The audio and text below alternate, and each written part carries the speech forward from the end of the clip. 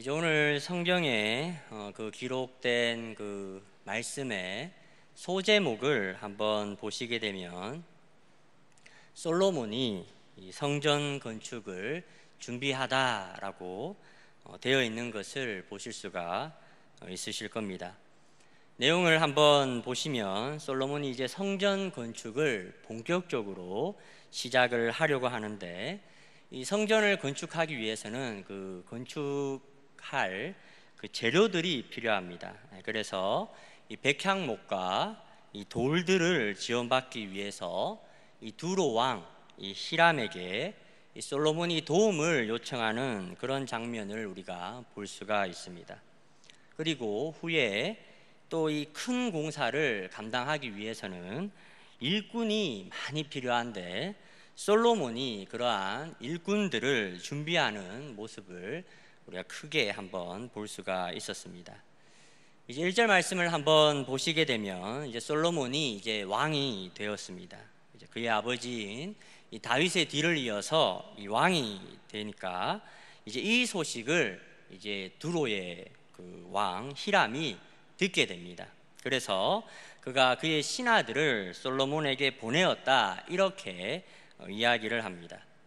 그러면서 이제 오늘 말씀이 한 가지 재미난 그런 내용을 한 가지 저희들에게 알려주고 있는데, 바로 이 두로 왕 히람은 평생에 다윗을 사랑하였다, 이렇게 기록을 하고 있습니다. 사실 이런 표현을 우리가 역사서에서는 잘 기록을 하지 않는데, 아무튼 이 다윗 왕이 생전에 이 두로 왕 히람과 매우 각별했음을 우리는 쉽게 짐작해 볼 수가 있습니다.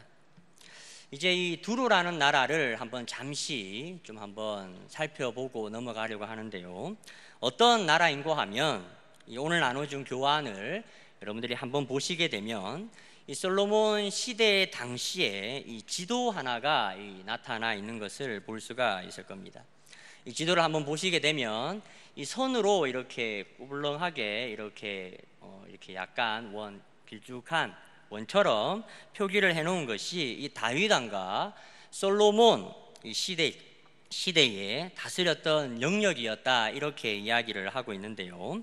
이제 그 이스라엘 왕국의 그 왼편에 이 지중해 연안을 한번 보시게 되면 그 페니키아라는 이 지역이 있음을 여러분들이 보실 수가 있을 겁니다. 이제 이 페니키아 지역을 한번 보시면 시돈이라는 곳도 있고 또 티루스라는 그런 지역도 있는데요. 여기에서 이제 그 티루스라고 표기된 지역이 오늘 성경이 이야기하는 두로라는 곳입니다. 두로. 이제 이 두로를 포함하고 있는 이 지역이 이제 오늘날에는 이 레바논이라는 나라가 세워져 있습니다. 레바논. 이제 레바논이라는 말을 아마 성경을 또 많이 읽으신 분들은 좀 익숙하실 겁니다. 레바논이라는 단어가 어떤 단어와 연결돼서 많이 쓰입니까? 이 백향목이라고 하는 굉장히 튼튼한 이 나무와 연결되어서 많이 쓰입니다. 이 레바논이라는 지역이 주로 이제 산지입니다. 산지인데 이 산에 이 백향목이 아주 많이 자라고 있었던 것 같습니다. 그래서 이 두로라는 지역은 그 특산물 중에 하나가 이 백향목이라는 나무가 이 두로라는 지역에 이 아주 좋은 그런 상품으로 이렇게 있었던 것입니다. 이제 그 옆에 이제 그 오늘날 그 레바논 국가 국기도 제가 한번 참고로 이렇게 올려놓았는데요. 이 레바논 국기의 가운데 이 나무가 있습니다. 이 나무가 백향목입니다. 백향목. 그만큼 이제 이 지역이 백향목이라는 나무로 굉장히 유명했던 그런 지역이라는 것을 우리가 알 수가 있습니다. 그리고 이제 이 두로는 이 지중해 연안에 이렇게 위치한 이 유명한 항구 도시이기도 했습니다. 그래서 일찍부터 이 무역이 발달하면서 이 많은 부를 누렸던 굉장히 부강했던 도시 국가이기도 했습니다. 이제 오늘 솔로몬은 이 두로 왕 히람이 자신에게 이 신하들을 보내었을 때에 이 자신의 아버지인 이 다윗 왕을 언급하면서 그가 생전에 짓고 싶어 하였던 이 하나님의 성전을 내가 이제 건축하려고 하니 성전을 건축하는 데에 필요한 이 백향목과 더불어서 좀 벌목을 잘하는 사람들을 좀 지원해 줄 것을 요청하는 장면을 우리가 볼 수가 있습니다. 이제 이러한 요청에 이제 7절 말씀을 한번 보시게 되면, 히람이 이 솔로몬의 말을 듣고 크게 기뻐하고 또 여호와를 찬양하면서 하는 말이, 이 다윗에게 참 지혜로운 아들을 주셨다라고 하면서 이 솔로몬에게 사람을 보내어서 이르되 솔로몬의 요청대로 이 백향목과 잣나무 제목을 지원해 줄 것을 약속합니다. 약속하고, 또 히람은 솔로몬에게 그에 대한 어떤 대가로 좀 식량을 좀 지원해 줄 것을 또 히람이 요청하는 것을 볼 수가 있습니다. 그러니까 이제 미리 또 많이 한 2만 고르, 또 맑은 기름이 또 한 20고르를 매년마다 좀 지원을 해줄 것을 좀 요청하게 됩니다. 이 두로는 이 산지로 많이 이루어져 있기 때문에 농사 짓는 것이 또 여의치가 않아서 항상 식량은 이 북이스라엘 땅이나 또 남유다 땅에서 많이 조달을 받고 했던 그런 지역이었기 때문에 이 히람 왕은 솔로몬의 요청에, 그러면 식량을, 너희는 우리에게 식량을 좀 지원을 해다오, 이렇게 요청하는 것을 볼 수가 있습니다. 이제 아무튼 이렇게 시작된 이 성전의 공사가 굉장히 오랜 시간 동안 지속이 됩니다. 열왕기상 9장 10절부터의 말씀을 보시면 이 공사가 무려 20년이나 지속이 되었다, 이렇게 이야기를 하는데요. 이제 물론 여기에서 이 성전 공사만 한 것은 아니었습니다. 좀 더 자세하게 이야기를 하면 성전 공사가 7년, 또 왕궁의 공사가 13년을 연달아 이 공사를 하게 되었는데요. 그래서 한 20년 정도 큰 공사를 이 솔로몬이 하게 됩니다. 그리고 이 솔로몬이 큰 공사를 마무리하고 난 이후에 이 히람 왕이 그동안 많이 이렇게 물심양면 도와주었기 때문에 그에 대한 대가로 이 히람 왕에게 이 갈릴리 땅의 성읍 20곳을 히람에게 답례로 주게 되는 내용을 성경은 이야기를 하고 있습니다. 그런데 이제 여기서부터 사실 문제가 조금 생기게 됩니다. 히람이, 이 솔로몬이 자신에게 준 성읍들을 보기 위해서 그가 두로에서부터 와서 이 갈릴리 땅에 그 성읍들을 한번 보게 되니까 오늘 성경의 말씀은 그의 눈에 들지 않았다, 이렇게 이야기를 합니다. 그러니까 쉽게 이야기하면 그 땅들이 마음에 들지 않았다, 이렇게 이야기를 하는 겁니다. 그러면서 솔로몬 왕에게 이르기를, 내 형제여, 내게 준 이 성읍들이 이러한가? 왜 이런가? 정녕 이것이 형제가 나와 내 백성이 20년간 그대의 나라를 위해서 수고한 대가인가? 이렇게 좀 섭섭함을 토로하는 것을 볼 수가 있습니다. 그러면서 이 솔로몬이 자신에게 준 이 갈릴리의 이 성읍들을 가리켜서 그가 가불이라는 이름을 붙여주는 것을 볼 수가 있는데요. 이 가불이라는 말은 페니키아의 말로 이 가치가 없다, 가치가 없다, 이런 의미를 가지고 있습니다. 저는 오늘 이 가불이라는 이름에 나타난 그 히람의 그 마음이 좀 어떻게 느껴졌는가 하면 저는 이렇게 좀 와 닿았습니다. 야, 예수 믿는 사람들이 더하네 더해. 야, 내가 그렇게 신경을 써서 도와줬는데 돌아오는 답례가 이건가? 야, 교회 다니는 사람들이 더하구나 더해. 저는 이렇게 좀 느껴졌습니다. 솔로몬 성전의 영광은 이 성경에서 자주 이야기가 될 만큼 이 규모와 웅장함이 굉장히 컸었고 화려했다, 이렇게 기록을 하고 있습니다. 인도에서 온 이 스바 여왕도 이 여호와의 성전에 올라가는 계단을 보고 그녀가 크게 감동이었다라고 할 만큼 이 솔로몬이 지었던 성전은 굉장히 대단했던 것 같습니다. 그러나 이 화려하고 웅장한 이 성전의 이면에 나타난 우리는 원망과 불편한 마음들을 우리는 또한 볼 수가 있습니다. 바로 두로 왕 히람이 그러했습니다. 형제여, 이것이 정녕 그대의 나라와 성전을 위해서 수고한 대가가 고작 이것인가? 라고 불만을 토로하는 이 히람의 모습을 우리가 볼 수가 있다라는 겁니다. 저는 오늘날에도 이와 비슷한 일들이 우리 가운데서 많이 일어나고 있다, 이렇게 생각을 합니다. 요즘 정말 이 교회 건물이 좋은 곳이 정말 많이 있습니다. 서울의 대형 교회만 하더라도 교회 공사에 수백억 또는 수천억이 드는 곳이 정말 많이 있습니다.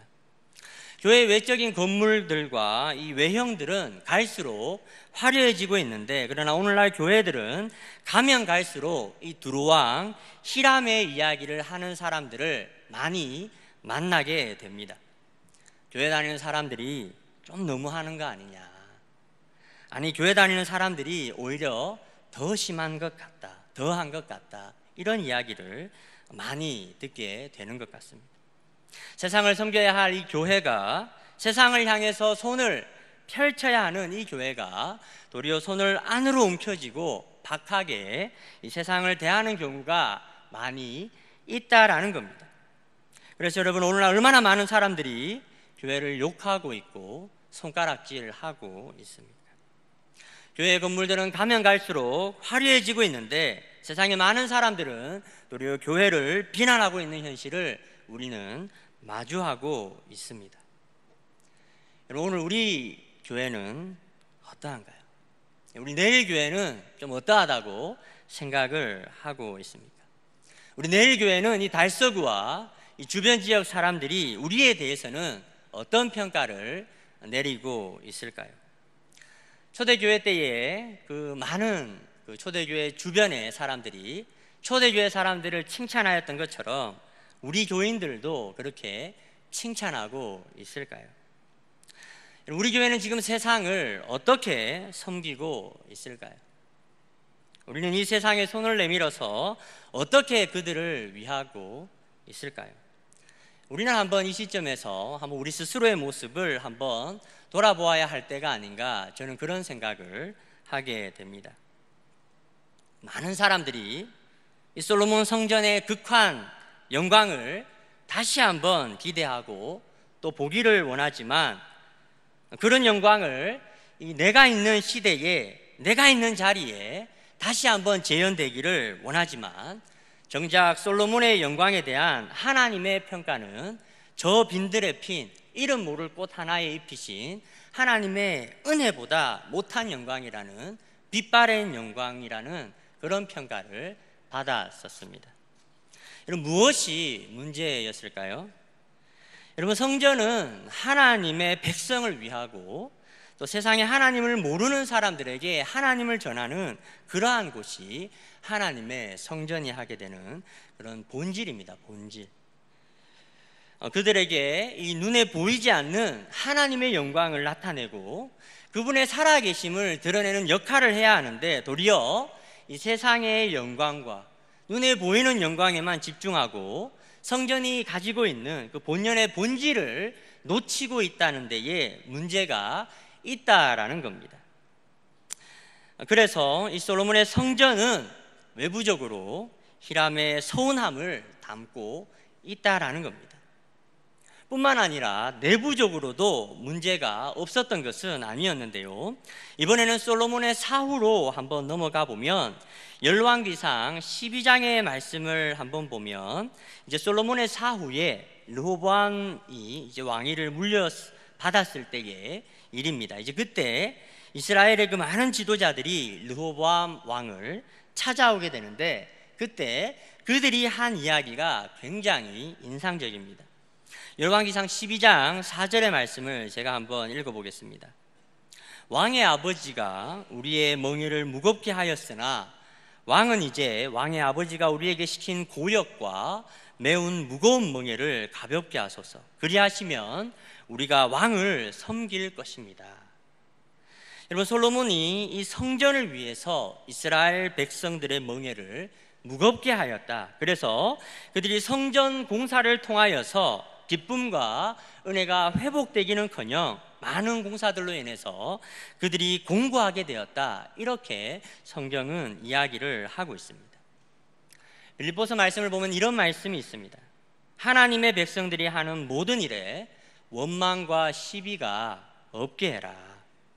또 고린도 전서의 말씀을 보게 되면 유다인에게나 헬라인에게나 하나님의 교회에나 거치는 자가 되지 마라, 이런 말씀이 나와 있습니다. 특별히 고린도서의 이 말씀에 나타난 이 거치는 자를 좀 쉽게 풀이하면 마음을 상하게 하는 자가 되지 말라라는 의미를 가지고 있습니다. 우리는 교회를 세워 나갈 때에 좀 천천히 가더라도, 또는 크고 화려하진 않더라도 유대인이나 헬라인이나 하나님을 아는 사람이나 하나님을 모르는 사람이나 이 거치게 되는 일들, 바로 마음이 상하게 되는 일들이 나타나서는 안 되는데, 오늘 이 솔로몬이 지은 이 성전을 당시 시대 사람들이 평가하기를 이 일들이 자신들을 회복하게 만들고 새롭게 만든 것이 아니라 도리어 그것이 자신들을 무겁게 만들었고 고생하도록 공고하게 만들었다라는 이야기를 하는 것을 볼 수가 있습니다. 여러분, 어떻게 오늘날 우리들의 모습은 좀 어떠합니까? 저도 비슷한 경우가 많이 있는 것 같습니다. 여러분, 목회자가 숫자에 대한 부담이 없겠습니까? 부흥에 대한 욕심이 없겠습니까? 또 내가 맡은 부서가 화려해지고 또 맡은 일들이 솔로몬의 성전과 같은 영광은 아니더라도 나름 외적으로 탁월하고 눈에 보이는 그러한 성과를 기대하지 않겠습니까? 그럼 기대하지요. 욕심이 있습니다. 그런 거 있습니다. 그런데 그러한 일들 때문에 무리하게 일들을 추진하거나 옆을 돌아보지 못하고 나아가게 되면 어떤 일들이 일어나게 됩니까? 여러분, 그때 우리는 원망하는 말들을 듣게 됩니다. 또 많은 사람들의 마음이 상하게 되는 일들을 우리는 만나게 된다는 것입니다.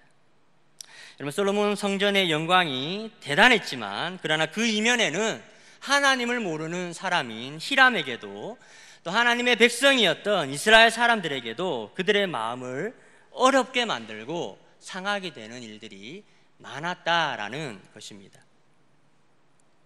우리가 하나님의 성전, 오늘날로 이야기하면 하나님의 교회를 우리가 어떻게 세워 나가야 되겠습니까?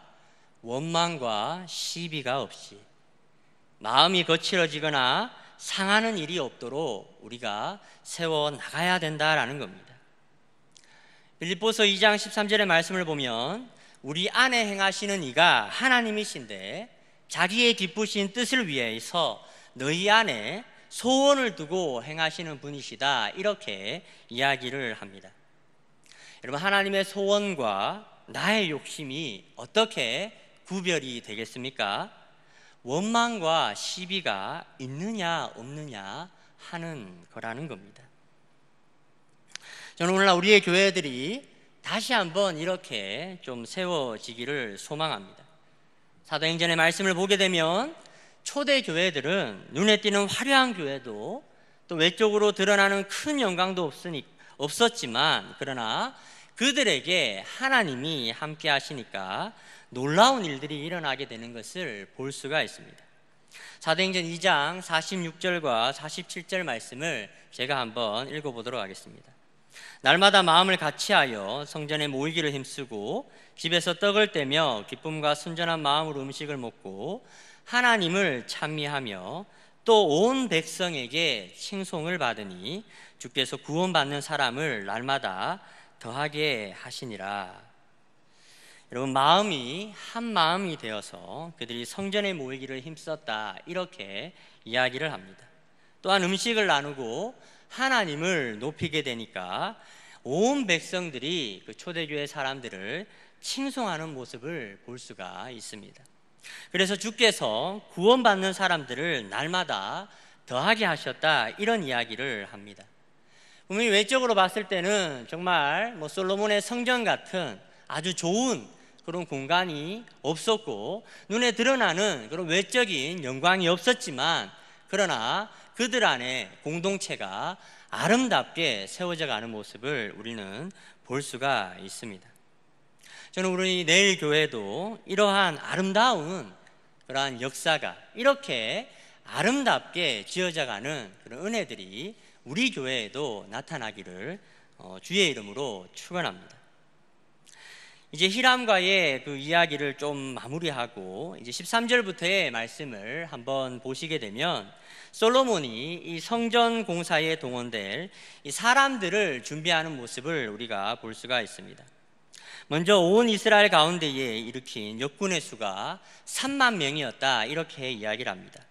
또 짐을 나르는 일꾼이 7만 명, 또 돌을 뜨는 자들이 8만 명이 이제 8만 명을 준비하는 모습을 볼 수가 있습니다. 이제 이와 오늘 이 내용이 이제 역대하 2장에도 동일하게 소개가 되고 있는데요. 이제 오늘 본문의 상황을 조금 더 자세하게 풀어서 설명을 하고 있습니다.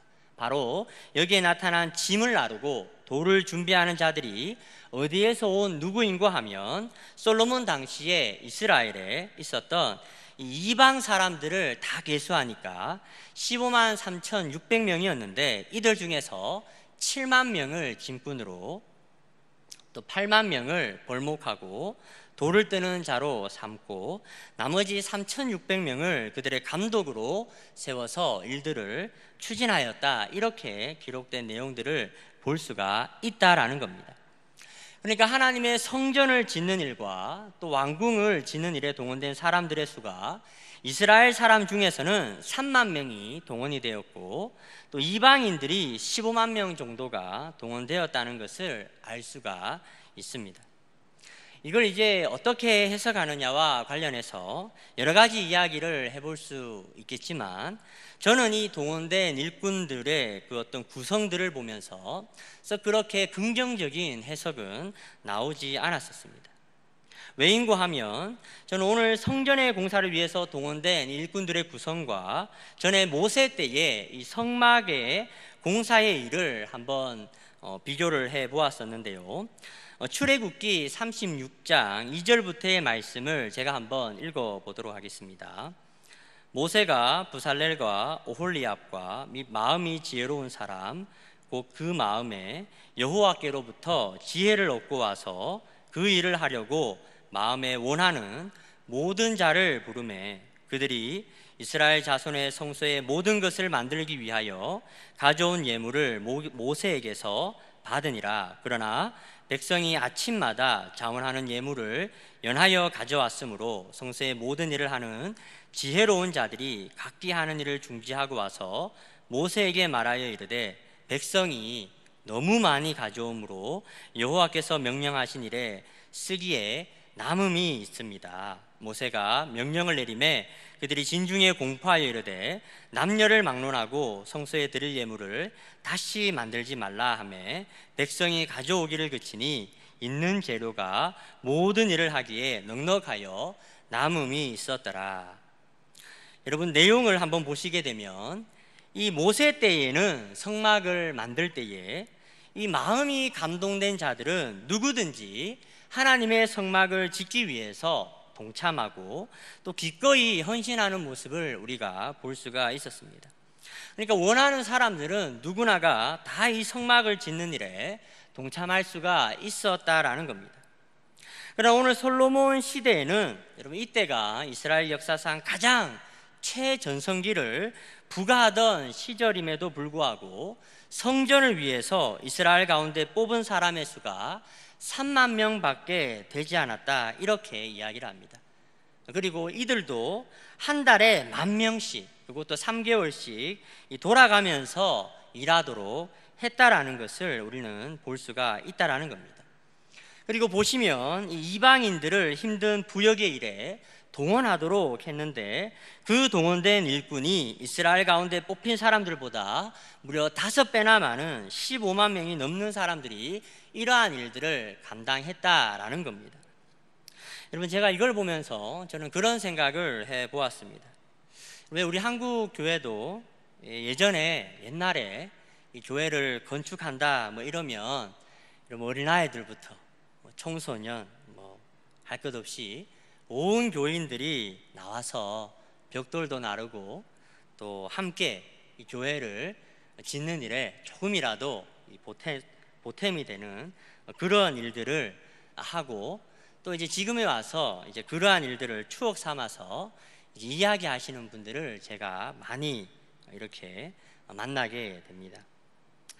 우리 한국 교회도 불과 몇십 년 전만 하더라도 이 교회에 무슨 일만 있으면 모든 교인들이 다 동원이 되고 또 헌신이 되어서 그 일들을 함께 진행하고 함께 만들어 갔던 일들을 추억으로 가지신 분들이 많이 있습니다. 그런데 요즘은 좀 어떠합니까? 한국 기독교 사상 가장 번성하고 부유하게 된 오늘날의 교인들은 이전만큼 좀 헌신이 되고 또 시간을 내고 또 특별히 굳은 일들, 고된 일들을 어떻게 전과 전만큼 잘 하려고 합니까? 예, 전만 못하죠. 예, 그죠? 오늘 솔로몬이 성전을 짓기 위해서 이스라엘 회중 가운데서 동원된 일꾼들이 고작 3만 명밖에 되지 않았다라는 모습에서 오늘날의 이 시대가 이 솔로몬의 시대와 매우 비슷하게 흡사하게 닮아 있다라는 생각을 해보게 되었습니다. 이제 우리들도 더는 고된 자리와 어려운 자리들을 잘 지키려고 하지를 않죠. 그러나 영광이 가장 극에 달했던 이 솔로몬의 치세 후에, 솔로몬이 죽고 난 후에 어떻게 그러한 영광이 계속 지속이 되었었습니까? 그렇지 않죠. 이스라엘 왕국은 분열이 되고 계속해서 내리막길을 걷게 되는 것을 우리는 잘 알고 있습니다. 우리 한국 교회는 어떻습니까? 우리 한국 교회도 사실 많은 어려움에 우리가 직면해 있습니다. 많은 사람들이 우리 한국 교회가 이제는 내리막길로 접어들었다, 이런 평가를 하시는 분들이 많이 있습니다. 주일학교의 수가 점점 사라지고 있고 교회가 점점 힘을 잃어가는 모습들을 우리가 보고 있다라는 겁니다. 여러분, 하나님의 전을 세우는 일에, 하나님의 교회를 세우는 일에 헌신된 몇몇 사람들로만 감당을 하고자 한다면, 여러분, 저희들도 이 솔로몬의 극한 영광 후에 그것이 점점 색을 바래는 것처럼 우리 교회도 전에 누렸던 이 극한 영광이 점점 힘을 잃고 침체의 길로 들어서게 될 거라고 저는 생각을 합니다. 여러분, 성전은, 주님의 몸된 교회는 모든 교인들이 함께 세워 나가는 겁니다. 앞서 계신 몇몇 특출난 사람들이 의해서 세워 나가는 것이 아니라 모든 교인들이 함께 세워 나가는 것이라는 겁니다. 굳은 일, 힘든 일들을 피하려 들고 고생하는 자리, 어려운 자리를 외면하는 것이 아니라, 제가 주일 오후 때 예배 때에도 비슷한 말씀을 드렸지만, 눈물의 자리, 썩어져 죽는 자리를 우리는 다시 찾아가야 됩니다. 그래야 여러분, 교회가 다시 회복이 됩니다. 그래야 다시 교회가 성장을 하게 됩니다. 그래야 다시 하나님의 영광이 우리들 가운데 회복이 되게 됩니다. 여러분, 그러나 이것이 쉽지는 않는 것 같습니다. 우리 누구나 다 그렇게 해야 되는 것을 잘 알고 있습니다. 그러나 전과 같이 우리의 마음이 잘 동하지를 않습니다. 그런 일들이 힘들고 버겁게 여겨질 때가 많고, 이제는 좀 외면하고 싶고 내려놓고 싶은 그런 마음들이 우리에게 많이 있습니다. 우리에게 다 지혜도 있고 그러한 것들을 해야 되는 것을 잘 알고 있음에도 불구하고 이상하게 잘 되지를 않습니다. 왜 그렇겠습니까? 우리에게 필요한 것이 무엇이겠습니까? 제가 청년부를 섬기던 시절에 같이 공동체를 섬기는 한 지체에게 매우 화를 냈었던 적이 있었습니다. 아니, 왜 똑바로 섬기지를 못하느냐? 네가 그렇게 해서 되겠느냐? 좀 똑바로 해라. 제가 그렇게 이야기를 하면서 매우 강한 말로 지체를 꾸짖었던 그런 일이 있었습니다. 그런데 그 지체가 저에게 했던 말이 제가 아직도 잊혀지지가 않습니다. 그 지체가 무슨 말을 했는가 하면, 해서봐, 내가 다 아는데, 내가 잘 알고 있는데 안 된다는 거예요. 제가 그 말을 들으면서 말문이 탁 막혔던 그런 기억이 있습니다. 그리고 시간이 지나서 제가 목회자가 되어서 보니까, 여러분, 이게요, 이 사람의 지혜로 되는 것이 아니래요. 사람이 그렇게 하고 싶다고 해서, 다른 박질 한다고 해서 할 수 있는 것이 아니라 하나님의 은혜가 있어야만 되는 것을 제가 알게 되었습니다. 하나님께서 도와주셔야 된다라는 겁니다. 우리가 계속해서 하나님을 의지할 때에 하나님의 도우심을 구해야 그것이 가능한 일이지, 우리의 지혜와 능력에 있는 것이 아니라는 것을 제가 최근에 와서야 좀 알게 되었습니다. 제가 사역위원회를 맡고 있습니다. 사람들이 제일 오길 꺼려하는 그런 힘든 일들이 세트로 모여 있는 데가 이제 거의 다 제가 맡고 있는 곳입니다. 그래서 한 번씩 또 봉사하려는 분들이 잘 없으면 제가 이제 좀 인간적으로 좀 교회에 서운한 마음이 들기도 하고 좀 씁쓸해 하기도 하면서 좀 사람을 좀 탓하려고 하는 저의 모습을 제가 많이 보고는 합니다. 그러나 제가 오늘 말씀을 준비하게 되면서 다시 한번 돌아보게 되는 것은, 여러분, 이 일이 우리에게 속한 것이 아니다라는 겁니다.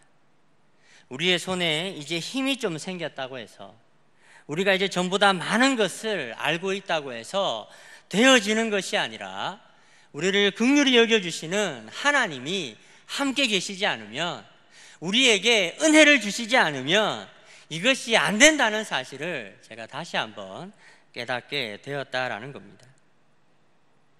최근에 우리의 모습들이 이 솔로몬 시대의 사람들과 많이 닮아 있는 것 같아서 안타까울 때가 많이 있지만, 여러분, 그러나 우리가 다시 한번 하나님의 은혜를 구하고 또 우리의 마음이 감동될 수 있도록, 이 모세가 성막을 지을 때 감동된 자들이 얼마나 많이 나왔습니까? 자원하는 사람들이 얼마나 많이 나왔습니까? 그러니까 교회의 필요를 다 채우고도 남음이 있는 모습을 우리가 볼 수가 있다라는 겁니다. 저는 그래서 우리 교회가 다시 한번 하나님의 은혜를 구하여야 할 때가 아닌가, 그런 생각을 좀 해보게 되었습니다. 우리가 이제 좀 똑똑해졌다고 해서, 우리의 손에 돈도 있고 힘이 있다고 해서 되는 것이 아니더라라는 겁니다. 다시금 처음으로 돌아가서, 하나님, 다시 한번 우리의 마음을 감동하여 주십시오. 다시 한번 우리에게 은혜를 부어 주십시오. 다시 한번 우리 가운데 하나님께 감동된 자들이 일어날 수 있도록, 자원하는 사람들이 다시 한번 더 일어날 수 있도록 하나님 우리에게 은혜를 주시옵소서, 그렇게 주님 앞에 구하여야 할 때라는 것을 제가 알게 되었습니다. 저는 우리 교회가 그런 교회가 되었으면 좋겠습니다. 우리 한국 교회가 다시 한번 이제 너무 막 똑똑해져서 우리 힘으로, 우리 생각대로 자꾸 하려고 하는데 그거 아닙니다. 다시 한번 하나님, 주님이 없이는 안 됩니다. 우리가 밤을 새워서 수고해 본들 하나님 함께 하시지 않으면 우리 아무것도 할 수 없습니다.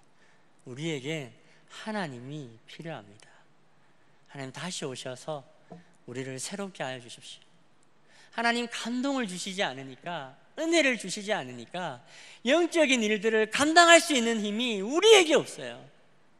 저 옆에 있는 지체들 내가 찾아가서 손 붙들어주고 기도하고 힘을 줘야 되는데 나도 내 삶이 버겁고 힘들다라는 겁니다. 그게 아니에요. 우리가 다시 한번 하나님께 은혜를 입어야 됩니다. 우리의 마음이 다시 한번 하나님께 감동되어져야 됩니다. 우리의 교회가 그러한 자들이 다시금 일어날 때 우리 교회가 새로움을 덧입게 될 것입니다. 오늘 저희 교회가 그러한 교회가 되기를 주님의 이름으로 축원합니다.